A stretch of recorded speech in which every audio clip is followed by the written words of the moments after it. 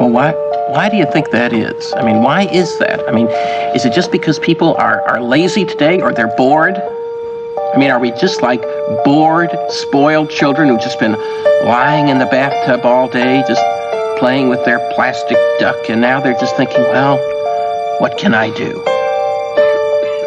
Okay, yes, we are bored. We're all bored now.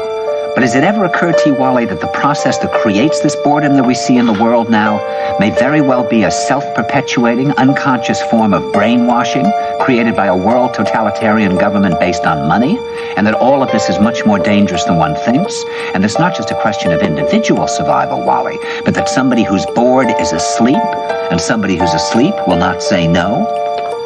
See, I keep meeting these people. I mean, just a few days ago, I met this man whom I greatly admire. He's a Swedish physicist, Gustav Bjornstrand, and he told me that he no longer watches television, he doesn't read newspapers, and he doesn't read magazines. He's completely cut them out of his life because he really does feel that we're living in some kind of Orwellian nightmare now, and that everything that you hear now contributes to turning you into a robot. And when I was at Findhorn, I met this extraordinary English tree expert who had devoted his life to saving trees. Just got back from Washington, lobbying to save the redwoods. He's 84 years old. He always travels with a backpack because he never knows where he's going to be tomorrow. And when I met him at Findhorn, he said to me, "Where are you from?" And I said, "New York." He said, "New York, yes, that's a very interesting place. Do you know a lot of New Yorkers who keep talking about the fact that they want to leave but never do?" And I said, "Oh, yes." And he said, "Why do you think they don't leave?"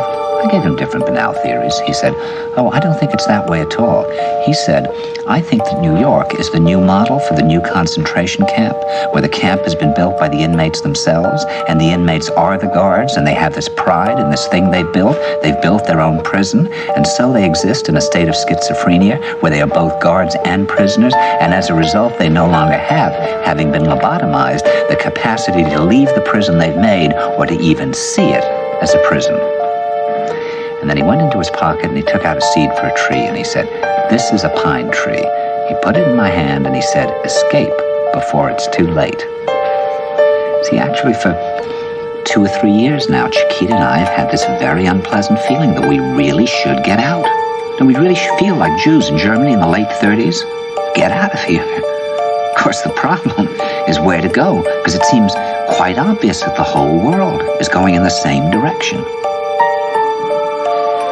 See, I think it's quite possible that the 1960s represented the last burst of the human being before he was extinguished, and that this is the beginning of the rest of the future now, that from now on there'll simply be all these robots walking around, feeling nothing, thinking nothing, and there'll be nobody left almost to remind them that there once was a species called a human being, with feelings and thoughts, and that history and memory are right now being erased, and soon nobody will really remember that life existed on the planet.